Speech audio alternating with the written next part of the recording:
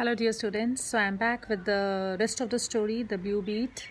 Till now we have read about the mighty crocodile and the power-stricken Sebia.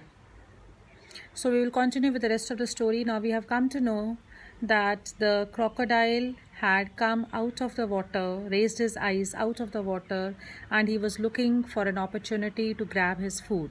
But he was not in any hurry because safety comes first. He has lots of patience to wait there till he gets the right time. On the other hand, we have started reading about Sebia, who is a poor girl, and now we'll be continuing from page number 95, fourth paragraph. In all her life, she had never owned anything but a rag. So she was so poor that she had only one rag. She had never owned even one anna. Anna, something say, right, 5 paisa. Not even an anna, not a pice, not a pie, even to buy, say. No, she was so poor that the author has mentioned two specific things that she could not even buy those two things. Number one, a handful of blown glass beads from that stall in the bazaar, where they were piled like stars. Now, bazaar again, an Hindi word. And number two, even she could not buy the thin glass bangles that the man kept on a stick. Now the beads, the necklace, those glass beads or the bangles which the women wear, they are not expensive items. These glass made beads and bangles are very cheap, but she was so poor that she could not even buy that. And she had seen such stuff in the bazaar. Now there used to be a weekly bazaar outside at the outskirts of the forest, because they lived in the forest and the bazaar is not possible in the forest. So at the outskirts of the forest there used to be a weekly bazaar where she had gone so many times with her family in order to see, but she never bought anything because she was so poor that she could not afford to buy anything. So the next four stanzas are the explanations of the bazaar, what all was available in the bazaar, what all she could see. There were different shops, different stalls in the bazaar, something like the present mandi we have it. We have weekly mandis in our areas, the sabji mandis, where a lot of extra things are also available. So this was something like that. So in those bazaars she had seen so many things. She knew what finery was though. Finery here stands for the expensive things. She had seen all those expensive things. That is another thing, that she could never afford to buy those things. She had paused amazed before the sweet meal stall to see the sweets. What were all those the sweets available over there? They were full of smells of drains and humanity and cheap cigarettes. That means that whatever things were available over there were not hygienic according to our point of view. But for those forest people, that was a great thing. So many people used to buy things from there, but she could never afford. Turn the page. Then there were also stalls over about the cloth stalls, the cotton cloth available, and in the next paragraph there is an explanation of the silk expensive wear, the expensive cloth which was available, but she could not afford any of these. So you can learn these details of the bazaar, what all was available over there. Now I come to the middle of the page. There was no end to the wonders of the world. Now this line means wonders of the world means lots of varieties of items. There were lots of varieties of items available in the market, but poor girl Sebia could never afford anything. But Sebia in all her life from birth to death was marked for work. That was her fate. She had born to work only. Right from the very childhood, she could, whenever she was mature enough to work, she had started working. Since she could toddle, that is her maturity. Toddle means not even to start walking properly. Right from that age, she had started working, helping her mother. What all work she used to do right from the beginning? Husked corn, gathered sticks, put dung to dry, and cooked and weeded and carried and fetched water and cut grass for fodder. So all the household work which the ladies of the house do, she used to do along with her mother. Now from here the twist in the story comes. Now we come to know that Sebia, along with all the other forest women, they used to earn earn money by crossing the river and going to the other side of the river up the hill, and there they used to cut the paper grass. Now, paper grass is something which is grown on the hillside. They used to cut that grass, and that they used to go and sell it to the rich man, that is the middleman, who used to buy all the paper grass from these poor ladies at a very cheap rate, and then that middleman used to sell them at a high price to the paper mills. But no doubt it was not justice. But these poor people like Sebia and all the forest women, they could never protest. Whatever money the middleman gave them, they used to take that money. So now this story begins. She was going with her mother and some other woman now to get the paper grass from the cliffs. And how they used to go? She skipped the last paragraph of the page. Sebia, however, as she skipped along with a sickle and homemade hay fork beside her mother.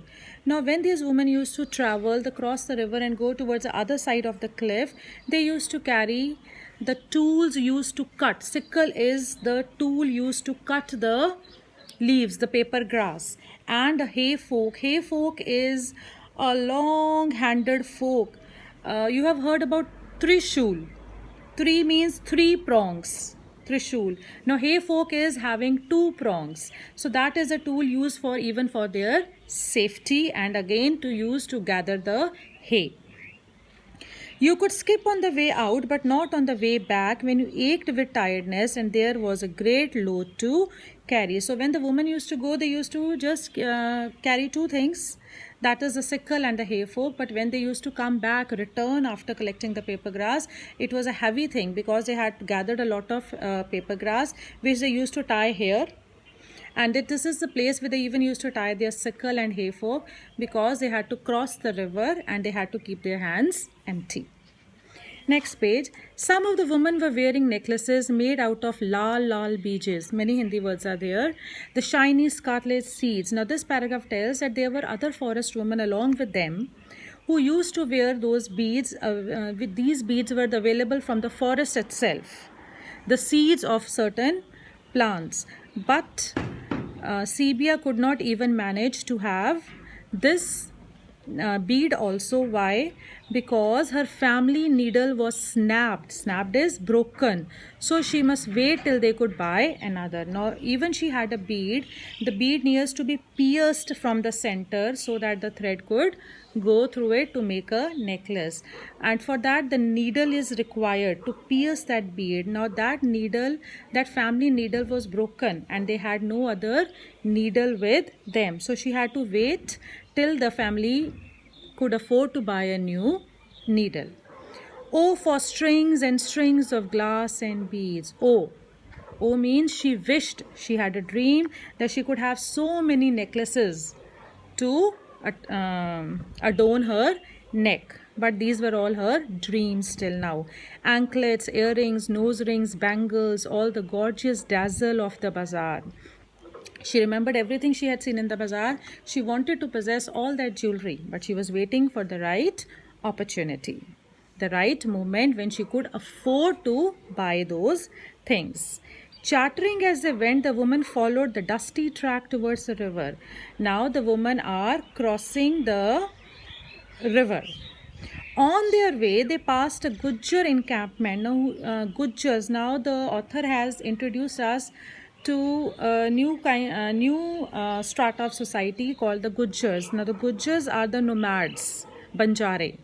They lived there, and the Gujjars, they remain at a particular place for a pretty long time, and they only shift from that place when four things I mentioned. When they try to change their place, number one, until the animals had perhaps finished all the easy grazing within reach.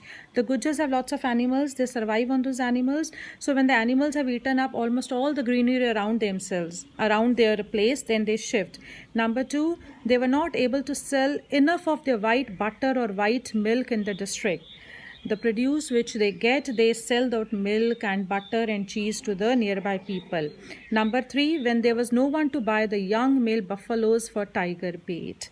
So the females are used for milk, and the male buffaloes were sold to the people who wanted to hunt for the tigers.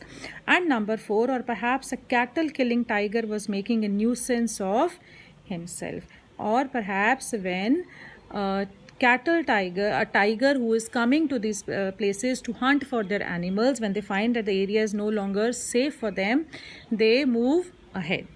So there was a Gujjar encampment on the way, and Sibia was looking at those people. The Gujjar women were in their camps, and she found that the Gujjar women were in a far better state than these forest women. They wore trousers and they wore lot of silver jewelry, and they had kept lot of brass ghadas, and another Hindi word used is ghadas. You know, the earthen pots in which they kept the water. And the men and the boys were out of the camp because they had gone either to sell the milk or the butter, or they had gone out for grazing the animals. The Gujjars were junglis, as Sibia was too, born and bred in the forest. For countless centuries, their forebears had lived like this, getting their living from animals, from grass. Sorry, I missed one line in the previous paragraph. The men and the boys were out of a camp just now with a herd or gone to the bazaar to sell produce, but 1 or 2 buffaloes were standing about. There were around 2 buffaloes standing outside the Gujjar camp, and these creatures have been explained as having great wet noses, moving jaws. Why? Because all the time they are chewing something. And number 3, gaunt black bones. Gaunt is thin. So the buffaloes were not very healthy. Now the Gujjars were also junglis as Sibia and her community were. Turn the page. As they scratched their food together and stored their substance in large herds and silver jewelry, they were man in the wandering, pastoral age, not the Stone Age hunters and not yet cultivators. So the Gujjars, and the author has mentioned 3 ages. Number 1 is the Stone Age, which we have read in the history. Number 2 is the pastoral age. Now the Gujjars as well as the Sibia and her community, they all belong to the pastoral age. And the 3rd age is the cultivators, that is the modern age. So they are the descendants of the pastoral age. And now there was the river twinkling between the trees, sunlit beyond dark trunks. They could hear it rushing along. So they had almost reached that point where they have to go and collect the paper grass. The woman came out of the shore and made for the stepping stones. They have crossed the river and now they are moving up the hill. They had plenty to laugh and bicker about as they approached the river in a noisy crowd. So there are so many women going in a line, and they are holding their sickle and hay fork, and they are crossing and going up the hill, and they are talking. They are making a lot of noise, and once they are walking, they are tapping their feet also to produce lot of noise. Why? Middle of the page. Noise frightens crocodiles. So another characteristic we have come to know about the crocodiles, that the crocodile is afraid of noise. Noise frightens crocodiles. The big mugger did not move. Remember, he is sitting there. And all the women crossed in safety to the other bank. So all the women moved. Here they had to climb a still hillside to get the grass. So now once they had reached up the hill, they had started cutting the paper grass. Down below them ran the broad river, pouring powerfully out from its deep narrow pools among the cold cliffs and shadows, spreading into warm shallows lit by kingfishers.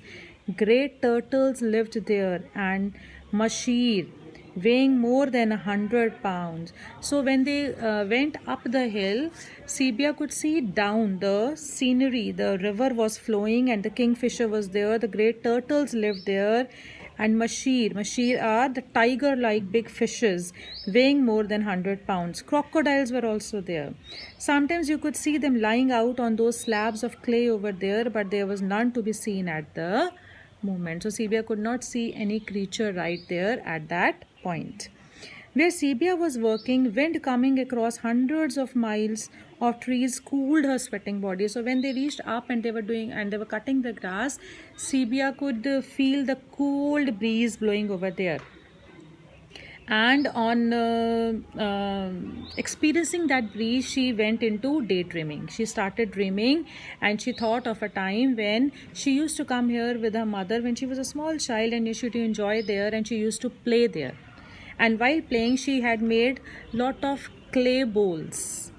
छोटे छोटे clay के उसने खिलौने, she had made it, which she had kept it under deep in the caves. And now she was thinking that once when they start moving back to their homes, she will just wait there for the rest of the ladies to go, and then she will come there. She will go to the cave and check whether the clay bowls which she has made have dried up or not.